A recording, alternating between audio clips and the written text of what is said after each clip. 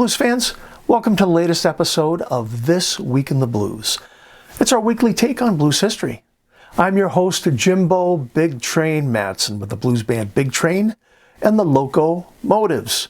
We're a blues band based in Oklahoma City, trying to keep the blues alive every chance we can.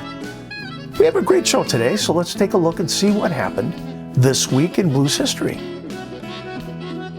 Mississippi John Hurt was born around March 8, 1893, in Teac, Mississippi.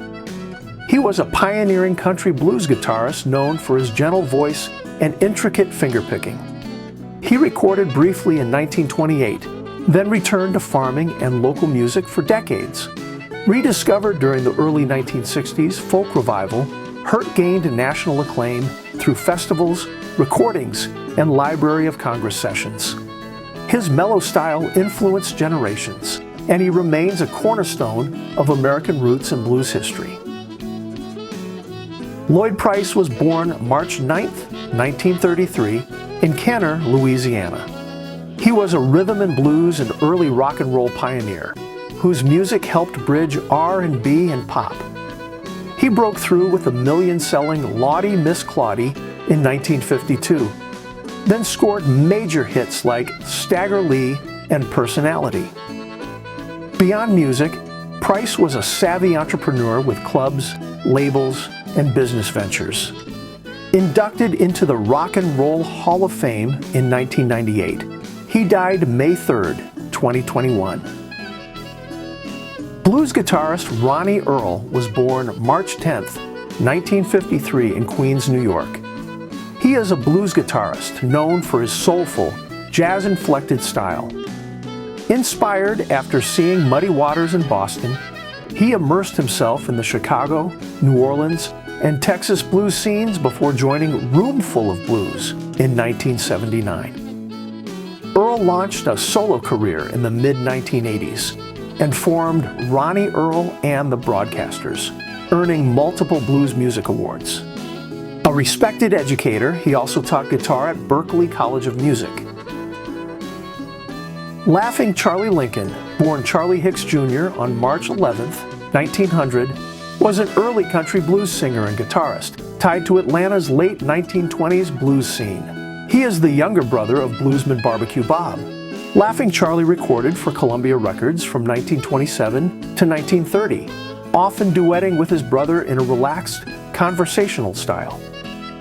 After Bob's death, Lincoln continued performing locally, but left recording behind. He died on September 28, 1963, leaving an important legacy in Georgia country blues. Mercy Baby was born Julius W. Jimmy Mullins on March 12, 1930, near Rawls Springs, Mississippi. He was a blues and R&B musician active in the Dallas scene. A drummer and singer, he recorded with Frankie Lee Sims and issued several singles in the late 1950s, some on his own Dallas label. Though he remained a regional figure, his work later appeared on blues compilations. Mercy Baby died in Dallas on September 10, 1977, at age 47 from a gunshot wound to the neck received during an altercation.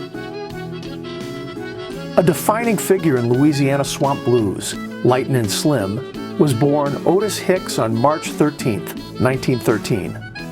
He lived in rural Louisiana and began recording for Excello in the 1950s, cutting dozens of sides with producer J.D. Miller and collaborators Slim Harpo and Lazy Lester. After stepping away from music, he was rediscovered in 1970 and returned to international touring. Slim died in July 1974, leaving a lasting influence on electric blues. On March 14, 1927, Blind Lemon Jefferson recorded Black Snake Moan in Atlanta for OK Records, a reworking of his 1926 Paramount version that achieved wider impact.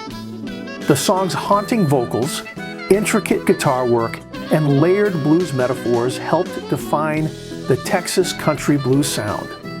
Released with Matchbox Blues, it became one of Jefferson's signature recordings. Black Snake Moan remains a cornerstone of pre-war blues, influencing generations.